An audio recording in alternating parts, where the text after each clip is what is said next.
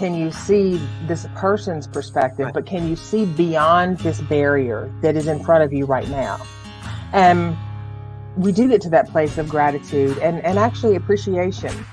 Now, it takes us refusing to stay in a victim mindset in order to do that.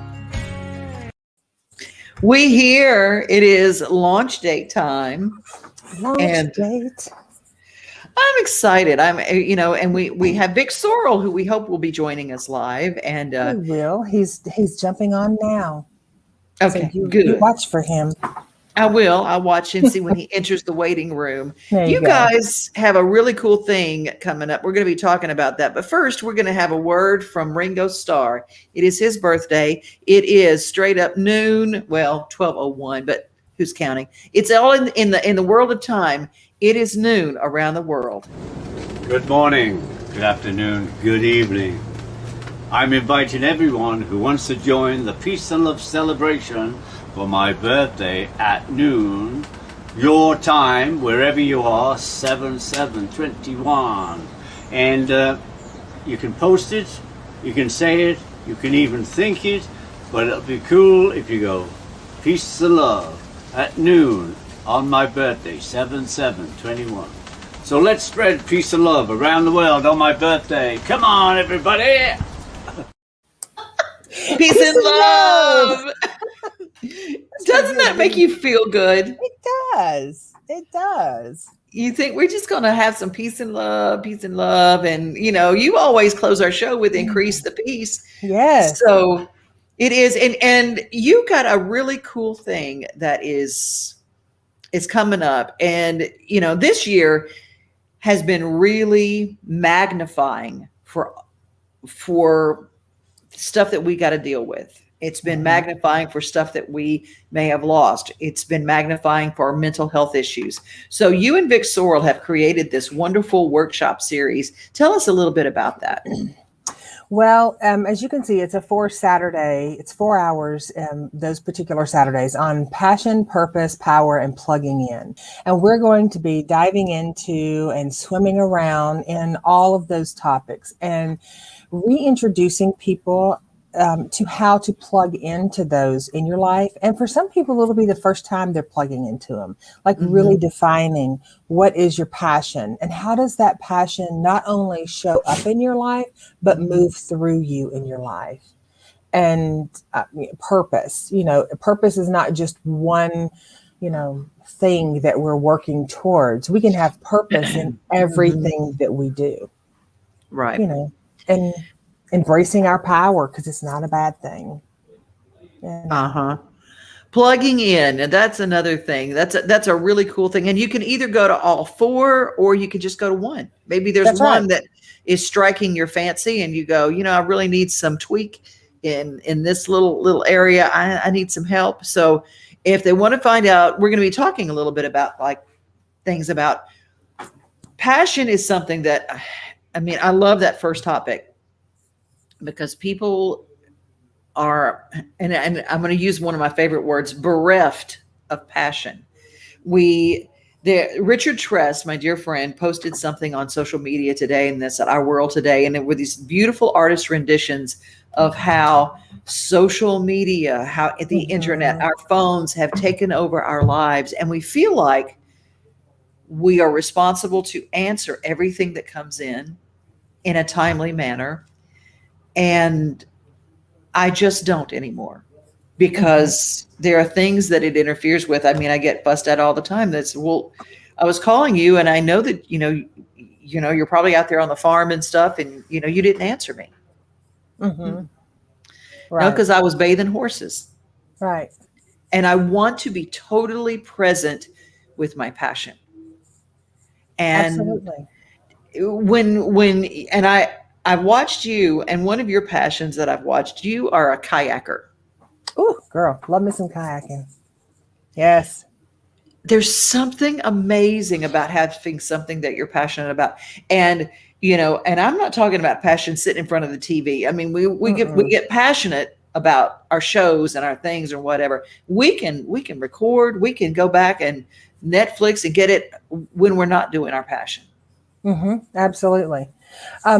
Passion is you know, first and foremost, checking in with, are you allowing yourself to tap into what you're passionate about? Because a lot of people won't allow themselves to tap into what they're passionate about because, well, that's just outside the norm, or my family won't agree with that, or, well, that's just wasting time. That's idle hands, whatever the excuse is. It's about harnessing into what we're going to talk about the littles a lot in the workshops, and it's about harnessing in on that, and what is it that has been with us all this time, that sits there kind of like we talked about, last week, on the shelf, that we're passionate about, but we just don't allow ourselves to really feel it, to embrace it, and just to be wrapped in it. Well, we got lots of people joining us, including Vic Sorrell, who's going to be part of this amazing event that starts. Hi, Vic. Hi, good to see you both. Good to see you. Thanks. Oh, we are so glad that you're here. And we're going to say a quick shout out to some of the folks who are joining us online. Hi, Tim. And he says, anytime a date with you both is an amazing blessing. Love y'all always. Well, we love you, Tim. We do, Tim. And of course, EB is here. Elizabeth, always good to have you.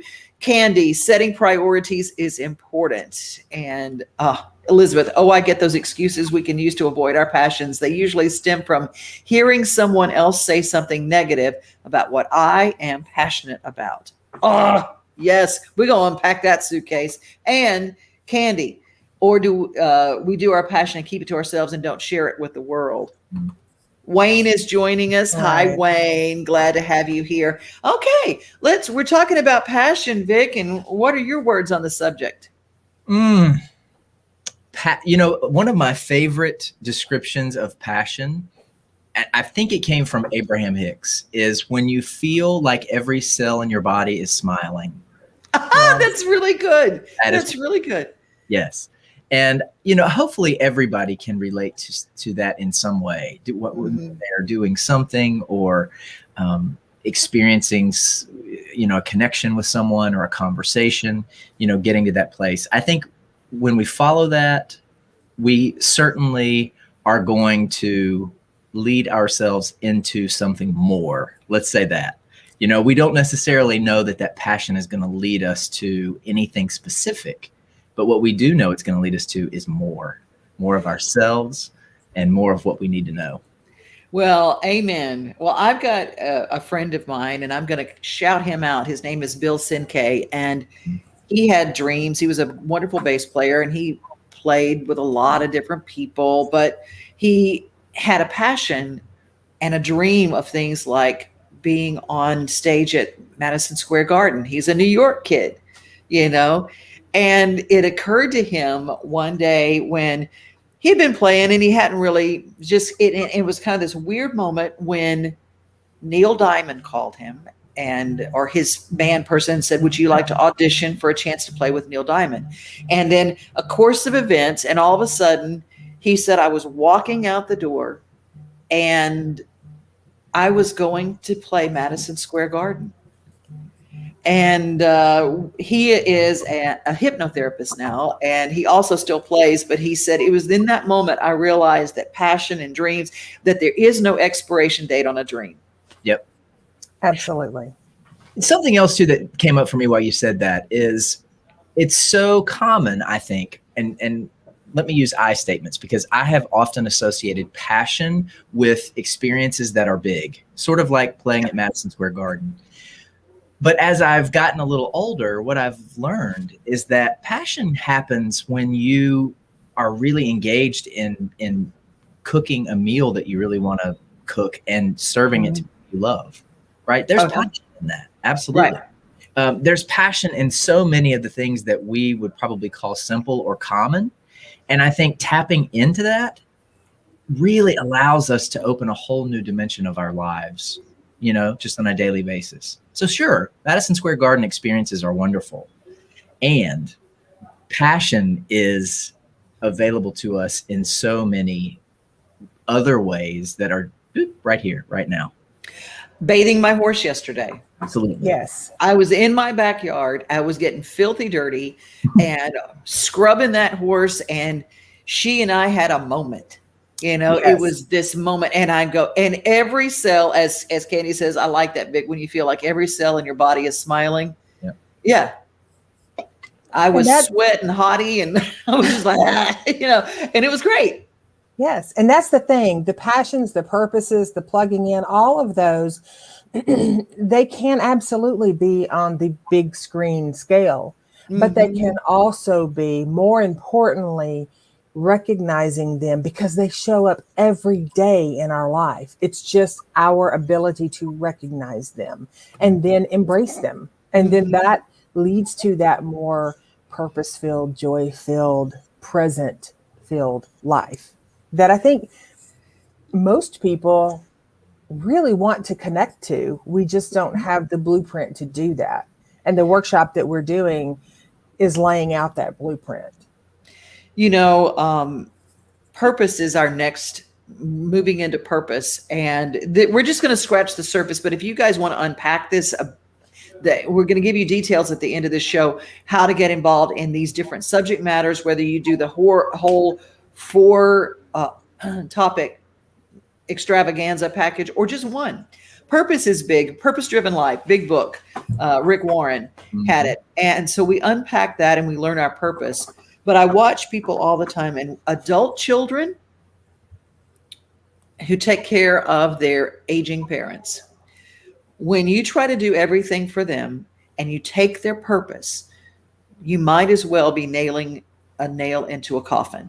I'm just saying this out loud because I know personally this is happening in a lot of people's lives right now. People must have purpose.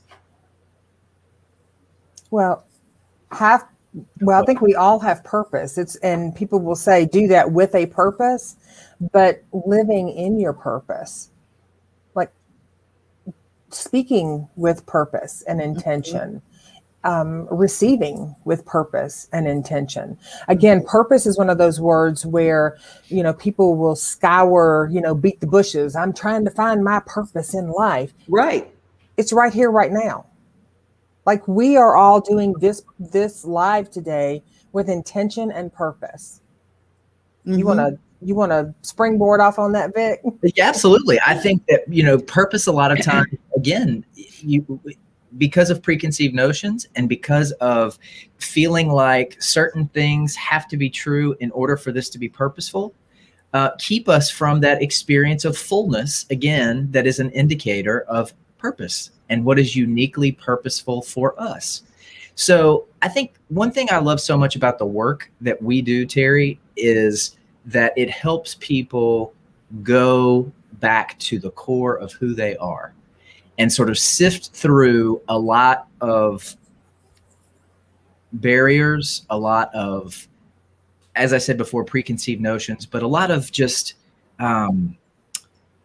layers is probably the best word, of things that life has offered to them that does not serve them and their untruths. Purpose. Yeah, right, exactly. Because we adopt them as our truth.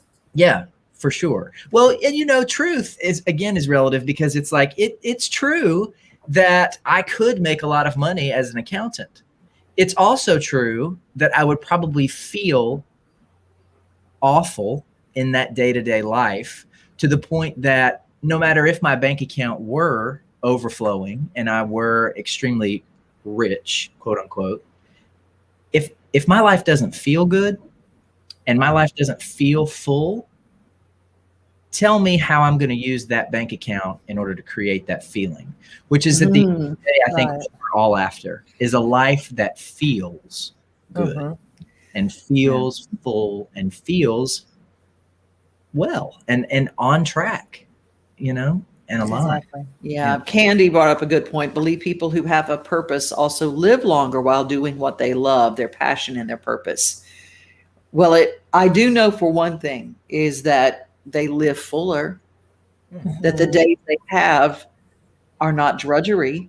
Right. And when we live in our passion and our purpose, there was I'm going to refer back to that series of art pieces that deal with that Richard Trest posted on his page today in Our World Today. And there was a picture, an art cartoon of a father and a mother both on their phones. And in the center of the bed was this little kid going with his little books wanting to be read to. Sometimes it's as simple, like you said, Vic, and as small, Terri, as you mentioned, as reading to your child and being present in your passion, being present in your purpose. And I look at people who embrace that thought, and it changes everything. It's a game changer. Mm-hmm. But we do live in a world where, because of preconceived notions, the passion, the purpose, all tend to feel like they elude us when they really are right here with us. It's just a matter of shifting our filter a bit to recognize it. I think we have to let things fall on us. And when I say that, I mean, we have to give things more than a split second of our attention. Yes. And really allow the goodness that is there to penetrate us, to just to what I think basically is happening is that our ego is getting moved through. You know, we experience life through this lens of ego, of the way things that are supposed to be. And our minds are constantly shifting and sorting and categorizing and labeling.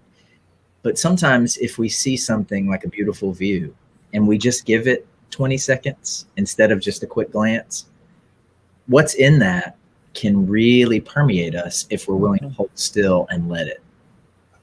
It changes life and gives us quality, and in ways that we can't even foresee. Here's something else, is that we think somehow we've been schooled into, I'm not a quitter. I'm not a quitter.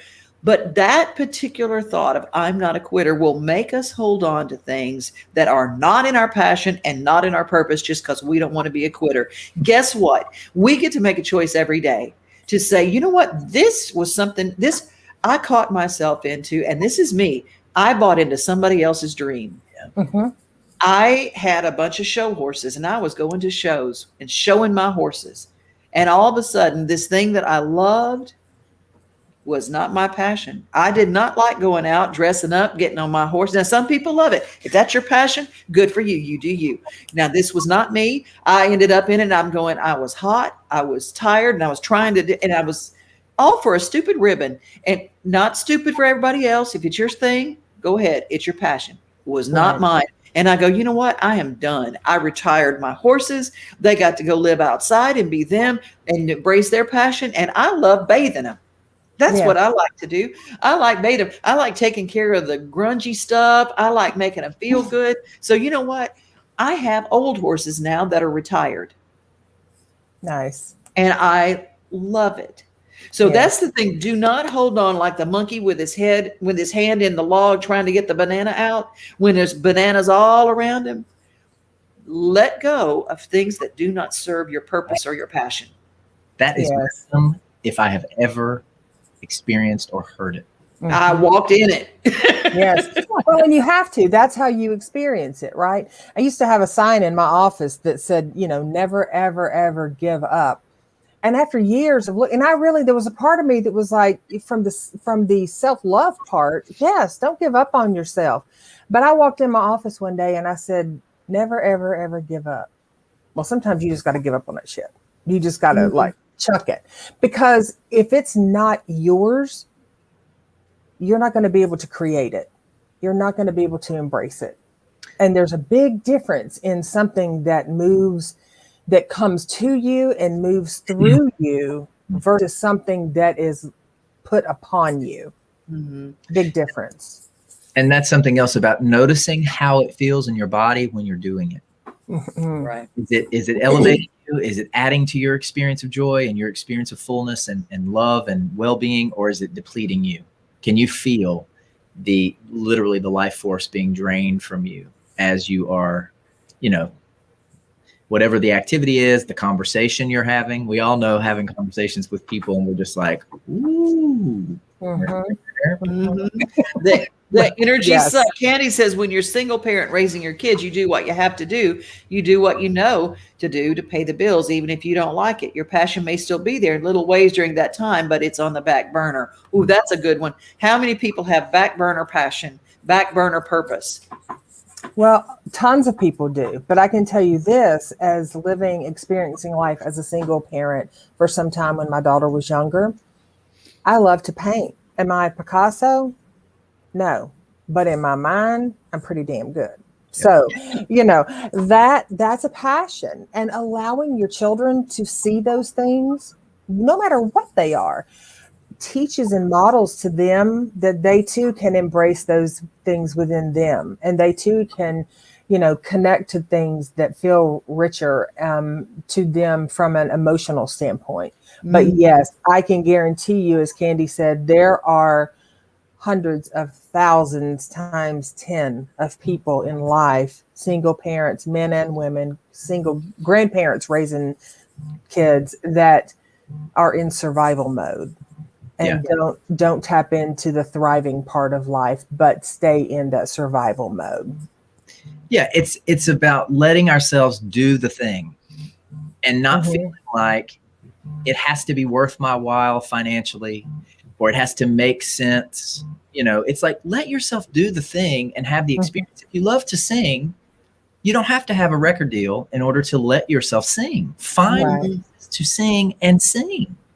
There's plenty of places. And if you love to bathe horses. I love that. That's such a and if you don't even own the horse, I will tell you that there is a farmer, there is a person who's got horses will say, come on, let me help you. I will teach you. You can be part of my horse life. And Elizabeth said, it's so easy to get sucked into what society says are the things that should be important to us, or that we should do. Those shoulds left me feeling dead and numb inside for a long time. Listen, I'm coaching a 19-year-old young man right now who is in college, and he is at that crossroads of realizing that what I'm doing is about what people have taught me that I need to do in order to make money. It's not about passion. I don't enjoy doing it. I feel depleted by it. And yet I'm at this place where I'm making a choice at the age of 19. What am I going to continue to pursue? And that is a huge place, an important place to be in life, where you're choosing, am I going to spend my life doing something because people tell me it makes sense? Or am I going to do something that I can feel makes sense? Ooh, absolutely. Good. James G weighs in. Back burner passion is strong. Now, James, speaking of, he's a dad, he is a husband, and an amazing singer. And he sings, and he comes from this place of, great country voice, and he comes from inspirational music, and it's just fantastic. So y'all check him out. But he's pursuing his dream in the way that it fits his life, and it's okay. I love Elizabeth. It's never too late, and we're never too old to pursue our passions. Absolutely. Now, for me, I loved being a ballerina. I took ballet for 8 years of my life. I became 5'10" on a pair of toe shoes, not so pretty at almost 60 to be doing ballet, but I can dance in my house. I can go and do ballroom dancing. Your dream and your passions may change a little bit. Like you said, Vic, may not be as big as Madison Square Garden, but it's still there. And one other thing I just have to say, if it feels good to you in your heart and you don't do it because it's not pretty, change your mind on that. Change your mind on that, because let me tell you what, when it feels good and it elevates your spirit and adds to your life, it is beautiful, period. Ooh, loving that. Write it down, y'all. Okay, then we're going to talk power. Power is our next thing, because this is another one. And see, the date on that one is August 14th. Okay. Power. You want to run with it, Victor? Of course. Always my favorite subject, I know. What are the things that we do, the things that we believe, the ways that we see ourselves, and the concessions that we make on a daily basis that literally are like flushing our life force down the toilet because of the way we're thinking, the way we're framing things, perceiving things. Our power, basically, we're giving it away a lot of times. But we don't have to. We don't have to. We we can understand the ways in which we do it, why we've come to do it, and make different choices. Our greatest ability as humans, I think, is focus. That's the most important ability, is focus. But choice of focus is also so important. We can choose. We have the ability to choose almost everything all the time. Good. And that's one of those things that people get a little sideways about, because when we see the word power or we see the word ego, visually see them, we think, oh, that's not good. Power in the sense of the ability to create and co-create the life that is purpose-filled and brings you joy is not only a divine birthright that you have, it is a gift that ripples out to other people. When we lean into our power and we choose things that are, whether we say powerful or power-filled, when we choose those things that enrich our experience and our life, other people are watching.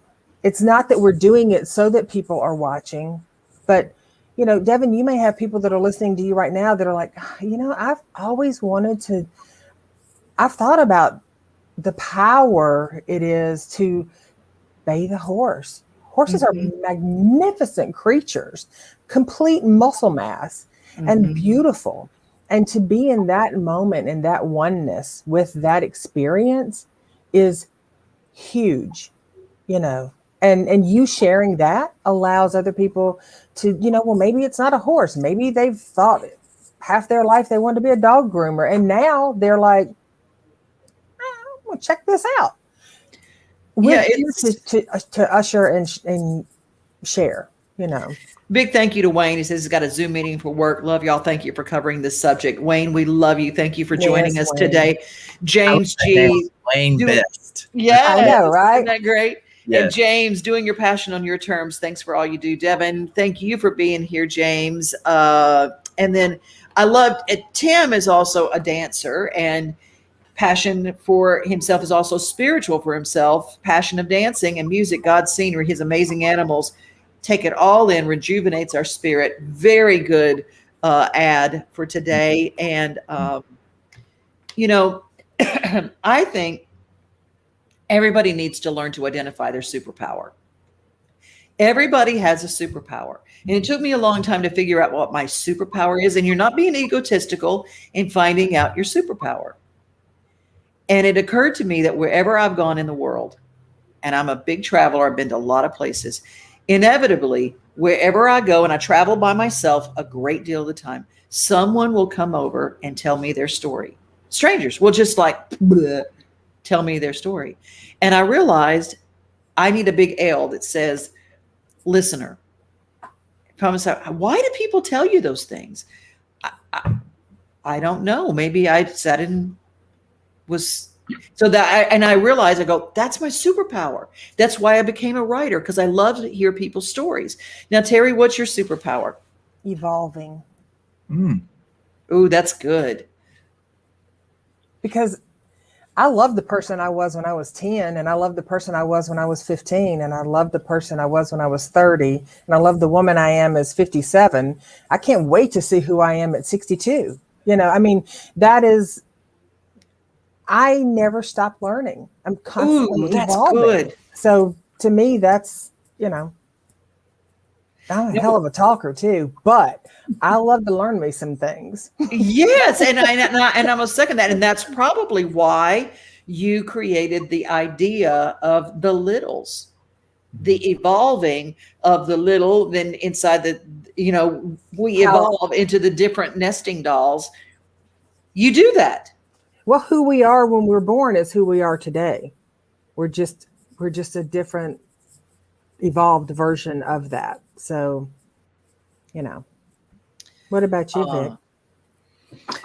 I think for me, it's connectedness. And when I say that, I mean, because I have an ability to see connections and really quickly talk to somebody and be like, okay, that's connected to that. And that traces back to that. And then this is what we need to address in order for that to organically change. Right. Yeah. Oh, that's good. So if you're watching in this thread, wherever it is, and you're doing the replay or whatever, I want you to think about this and put your superpower next to your name in a comment. Put your superpower down there. And the power is part of a wonderful event that they're going to be doing. July 10th starts Passion. July 24th, Purpose. August 14th, Power. August 26th, Plugging In. Let's quickly go through that. So let's talk about plugging in. Okay, so I was thinking about this today, and I think that in order to experience our lives differently in any way, we have to be able to provide the way. Mm-hmm. We have to provide a way to have new realizations. We have to have a way to see ourselves as we truly are. And I think that that's what this work does more than anything, is it provides a safe way for people to come together and do work that can really enable them to have realizations that they can then use to change their lives. So plugging in, to me, is about making room and space for the truth of who we are in our lives, making the way, right? Yes. For us to have that connection. And that's what I think all this work does, is it provides a way. Yes. Good. The other part of that is once you are discerning what that way is, mm-hmm. having what I call your charging stations. Mm-hmm. We have to be willing to recognize and plug into those things that feed our soul, those things that hold us accountable, those right. things that allow us to see that we are so much more than we possibly even imagine we are as human beings, and as brothers and sisters and wives and partners and all of that. It's the human experience. Mm-hmm. So we spend a lot of time draining our battery, but we don't spend a lot of conscious effort finding ways that we recognize feel nourishing to us to plug in. And doing that allows us to carry on what Vic was just saying, living that life that not only feels, but is factually mm-hmm. fulfilling. And I think we do plugging in last intentionally because mm-hmm. everything that precedes it, all the themes, are elements of being able to plug in. You've got to understand your passion. You've got to understand what purpose is and what it can be, maybe in a way that you never have before. You've got to be able to play, right? You've got to be able to let yourself have experiences that make you feel full. It's all about plugging in, but just different ways and different aspects of it. And we all have that. Yeah. We all have that. I mean, how many times have you ever been out doing something during your day and you see something that reminds you of, what we call a past life when you were younger? Mm-hmm. You hear a song, you see a candy, you see something, and you're just suddenly that spark inside you goes, whew, and it's like, oh, and that's that. It's mm-hmm. it's taking that and spreading it out, allowing it, kneading it out to be where it permeates your existence rather than, well, yeah, there was that one time. Allow that one time to feed your soul continually.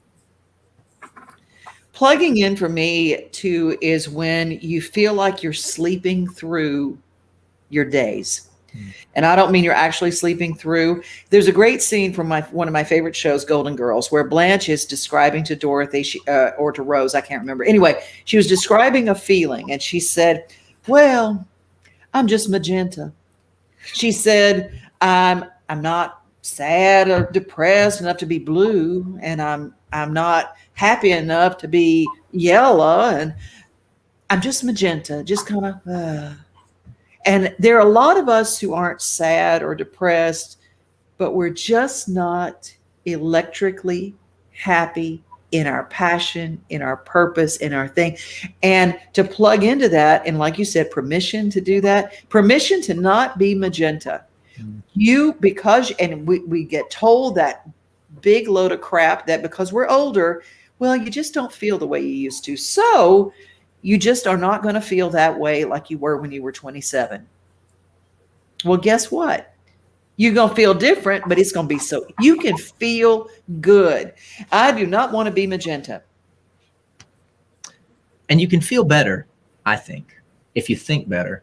Mhm. and you Mhm. see the world in a way that allows more love for yourself and for everyone, you'll feel better. If you think better and if you respond differently, healthier. Yes, indeed. Well, I love this because Donna, we all love our Donna. Donna! This is not on the subject at hand, but I'm watching this and my 15-month-old twin grandbabies and Piper saying hi and blowing kisses. Okay, that is so on the subject right now because sometimes saying hi and blowing kisses gets us out of our magenta. You know So what I'm then talking about? I'm going to blow those kisses right back to those babies because they're Listening. precious. It is. Still not And Elizabeth, I feel better at nearly 55 than I did at 27. That's for darn sure. Amen. Hallelujah. You know, my friend Bonnie, when she turned 50, she says, I give myself permission to wear Velcro shoes and elastic pants. Yes. I have loved getting older. I feel it's been my superpower. Amen. Candy. And you know, I loved it. Elizabeth, I'm going to go back up here. And she says, my superpower. I'm going to have to noodle that this week. But I'm going to tell you, Elizabeth has a superpower of encouragement. I've watched her do it for so many people. She shows up, and not everybody understands how to encourage. That is a gift. If you can be the wind underneath somebody else's wings, and she is just amazing at that. So I'm just going to tell you your superpower, Elizabeth. Encouragement. You are a rock star. Well, you guys are rock stars. We're going to talk about this and let's bring this home and tell people how they could sign up for this incredible 4-session event. Well, they can go to terripugh.com or they can go to Vic Sorrell at Gmail. Oh, actually, both of those are our emails. I said .com. It's not .com. It's my email. And email us and let us know if you'd like them all or if you'd like to a la carte it and do one or whatever works for you. And then we will give you the payment instructions and also send all the other yummy details about how we're going to unfold this. And I think Vic and I, well, I don't think, I know, Vic and I have talked about at some point in the future, reframing this a bit to do a virtual version of it for folks who are not necessarily able to come into, because it's going to be facilitated through my office. So we'll be live and in person. There's those babies. Oh, I knew it was coming. I'm so sorry to interrupt, but Hi, baby. That's okay. We are okay with that. as long as they can. Yeah, that's right. It's okay. This is How my precious. yes. He's a sweet boy. A little bit. He is. And tenacious. Well, this is all going to take place at your office, Terri, in Trousdale? Yes, my office on Trousdale, and then the virtual that we do, we're going to work out all of that stuff and release that out to the world when we figure it out ourselves. We haven't quite gotten there yet. So, Oh, well, that is awesome. Well, you guys, you can follow Transcending Turbulence. Vic, how do they follow you? They can follow me on Instagram at Vic Sorrell, VicSorrell. That's the best way at this point. Well, y'all, I'm so glad that you joined us today. And thank you, Vic. We're going to have to do this again because this was a really, really fun we do this at lunchtime on Wednesdays. But remember, today is Ringo Starr's birthday. And in honor of him, peace and love. peace. Yes. And we close our show the same way every week with Terri. I just want to say thank you for joining us and increase the peace. Bye. You guys have a